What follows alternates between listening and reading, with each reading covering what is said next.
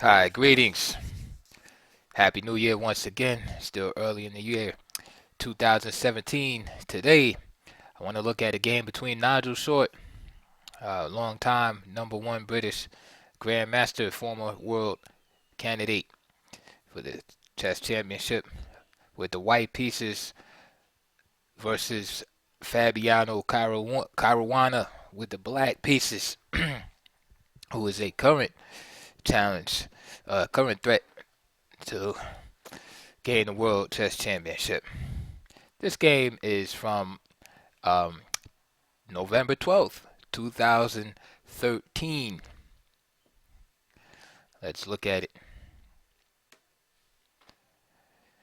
Nigel Short started out with the offbeat, unorthodox system B4. For those of you interested in finding a good system to play against this, I have a video just on this system from the black perspective, or you can learn from this video also, but I have one that goes into more detail. Alright, so B4, D5.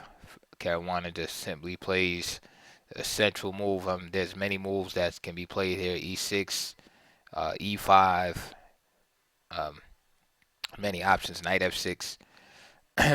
So D5 was played, right? Can't go wrong with that. Bishop B2, Knight F6 from Caruana, E3, Bishop F5, Bishop E2, E6, A3. And now notice that after E6, the pawn on B4 was actually threatened by the bishop on F8. So A3 to protect it. And already I like black's position here, and I like moves like A5. I will threaten this right now. So bishop E7 was played. Now black has to be a little careful, because notice how Short has been delaying the development of this knight to F3.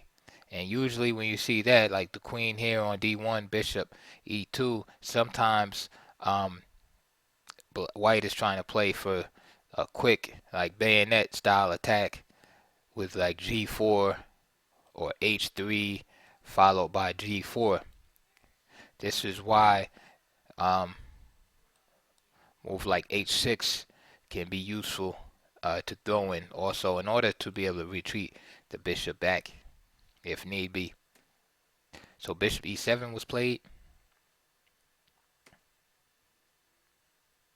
D3.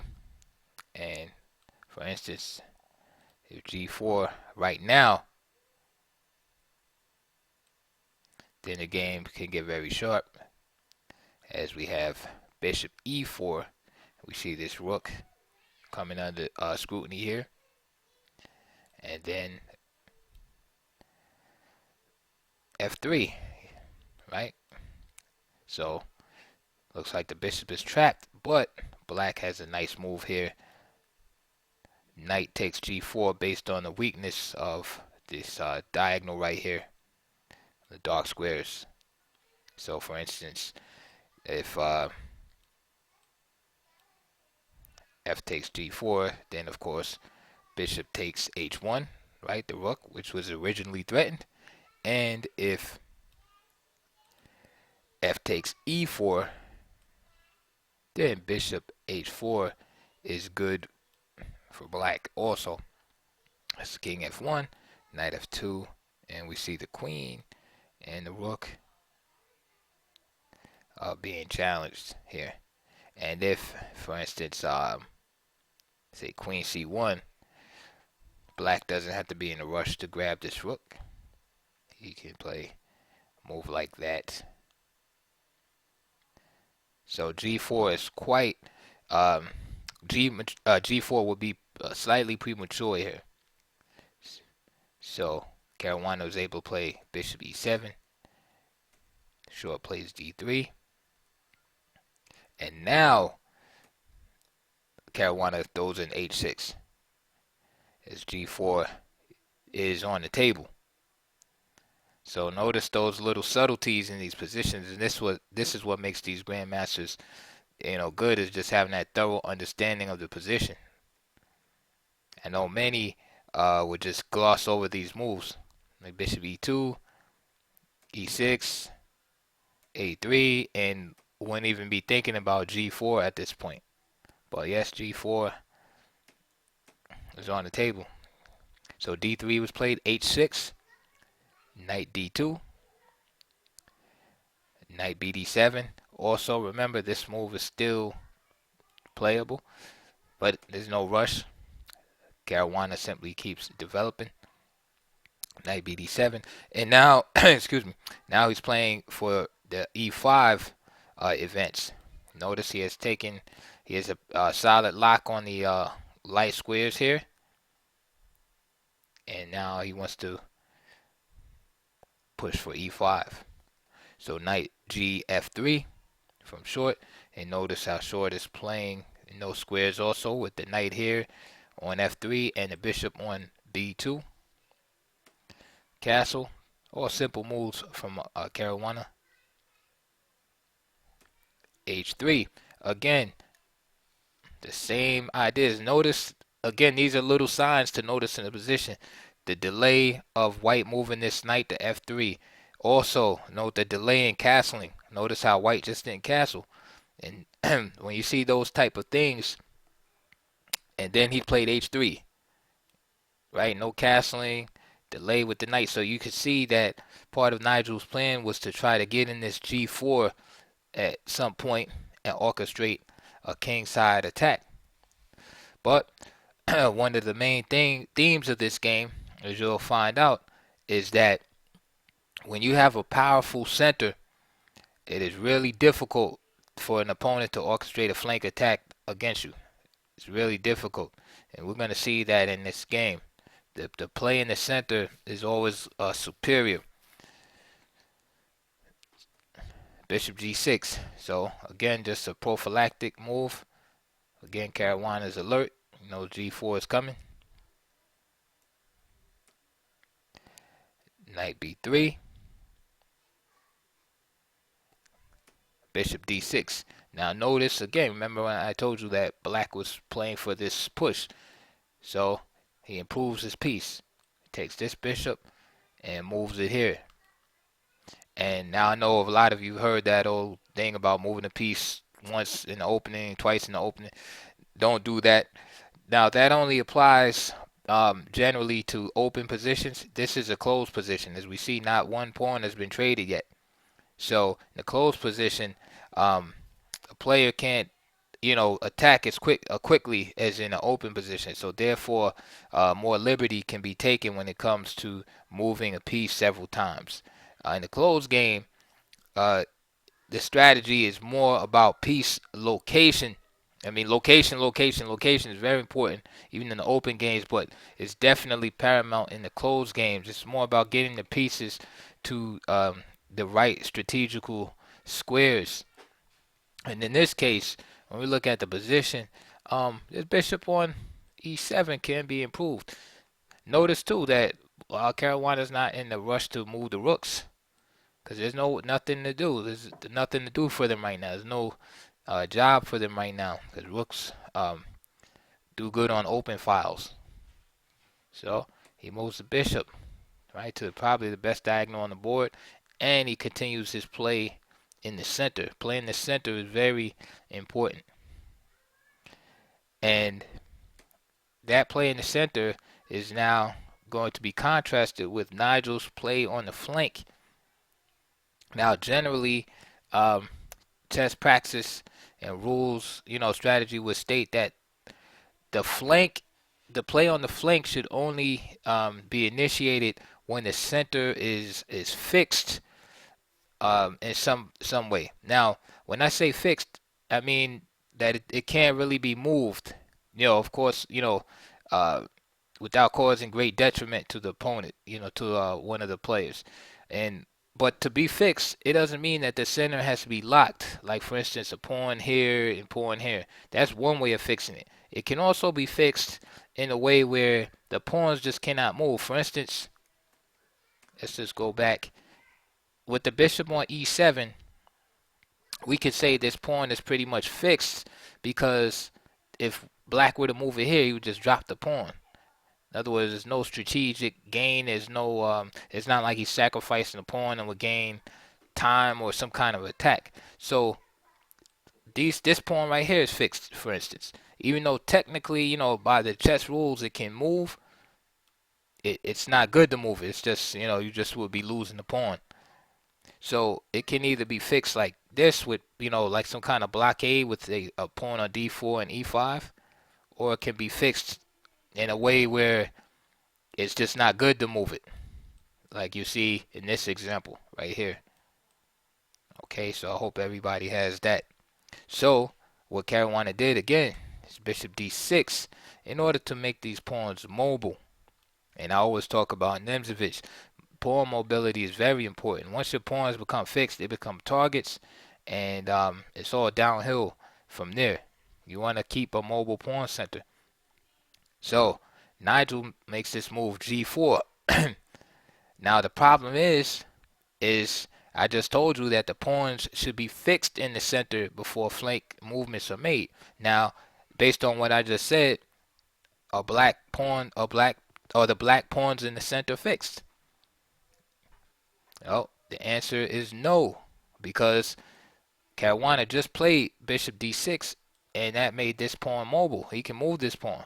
So look what happens. So g4, right, looks like an intimidating attack, because, and I didn't even explain knight b3, but knight b3 clears the way for queen d2 in some lines, and queenside castling. So then he can swing this rook over and participate in this onslaught. But look how Caruana deals with the flank attack. So g4 is played, looks intimidating. Boom, e5. The old adage, countering a flank attack with the central thrust. So e5, and this is good for black right here. So knight h4. He simply tucks the bishop back. Nigel jumps into f5. He's playing on the flank.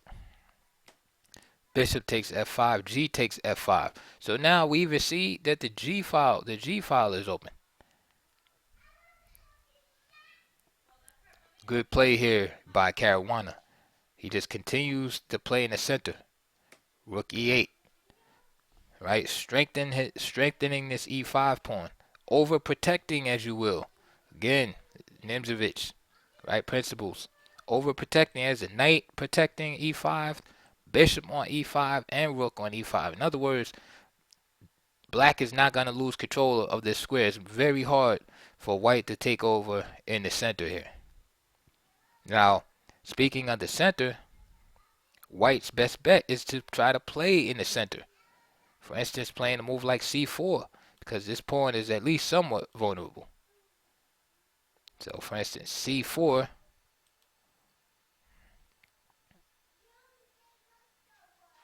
And play could go, for example, of c6, c takes, and say rook c1. But then white's strategy looks dubious as he's trying to play on both sides of the board with his king in the middle. But it's hard to open up the middle.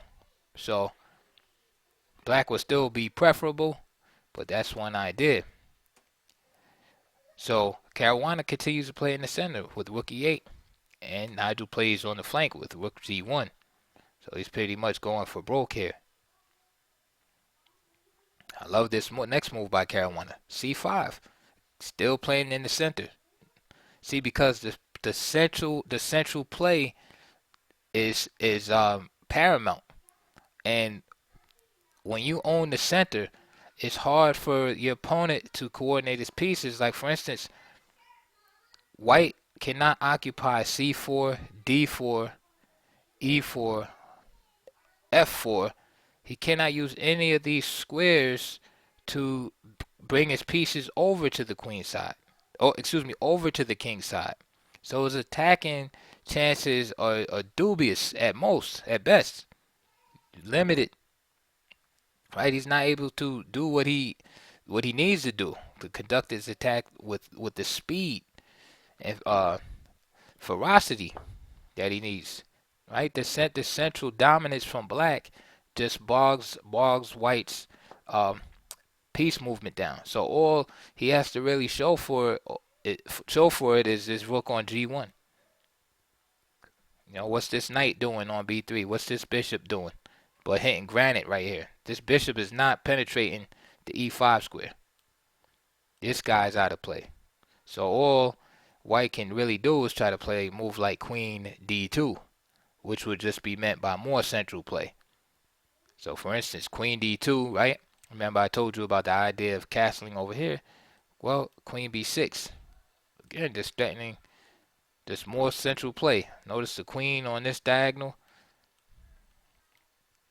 And then white would have to make a move like c3 to try to reinforce that. And then again, just more central play. Rook ac8. And it just goes on and on and on. And white never gets a chance to orchestrate this attack on the flank. Let's go back to the game. So c5 was played by Caruana, right? So after rook e8, rook g1, again Nigel going for this flank attack. c5, central counter. B takes c5, right? Now white has to deal with black's operations in the center, so he's distracted from his own plans on the flank. Knight takes, and bishop takes c5. Short plays bishop f1. Again, simple, strong moves by Caruana. Rook c8. Notice how Caruana is not playing on the flank or anything. It's kind of like he's ignoring Short's attack. Queen d2. And this is a red flag already with the queen and king lined up together. So there's already a bunch of good moves that can be done here by Caruana. He finds a great one, obvious one. Bishop b6. The idea is simply to play this move here with the old skewer, right, as he has the rook here. Another move that he could have played also is queen d7 with the idea of attacking this pawn also.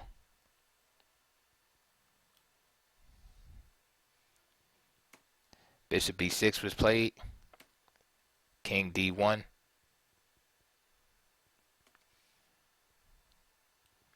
If Short tried to castle king side, this is practically winning here. So for instance, after queen e2, this move is pretty decisive right here. It's removing the defender over here from the king, and then the white pieces will invade over here on the queen side. So he played king d1 instead, just to get out of that skewer tactic. Bishop a5 anyway. c3. And again, here, queen d7 could just be played attacking this pawn. And now we see Caruana just make a flank move. He just scooches the king over. Nigel Short plays f3. Another flank move. You know, that's desperation time now. And Caruana just plays d4. And this move is rough because he can't play c takes d4 because of the bishop on a5. So this pawn is like basically an imaginary defender of d4. And if he tries to take with this pawn, right, e takes d4, then just more pieces are flooding in after knight d5, right, which is stiff. Also, just opening up lines with e takes d4. winning also. So d4, queen g2 was played by Nigel. Look at that, a mate attempt, a mate attempt out of the clear blue. It's amazing. How do we stop that? Simply with rook g8. Caruana just simply plays c takes d4. I'm sorry, Nigel Short's turn right now. Caruana played rook g8. C takes d4. Knight d5. Can you see the threat? Just knight e3. That's the main threat, because there's multiple threats, but that's the main threat. So queen f2, queen b6, and also those of you that are tactically astute, knight takes e3 can be played here. Can you see why? If you want, you could take it, take some time later on to try to work it out. Knight takes e3 is good. I won't go into it. I'll let you work it out. Okay, queen f2 was played. Caruana played queen b6. Now again, knight takes e3 is on the table, deflecting the queen up here, and then this guy is going to drop.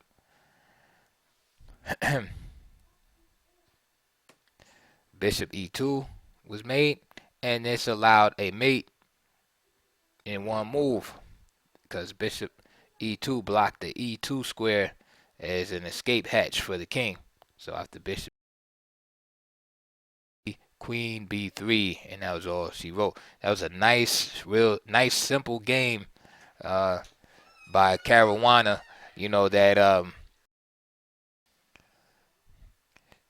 So that was impressive, especially against a strong grandmaster like Nigel Short.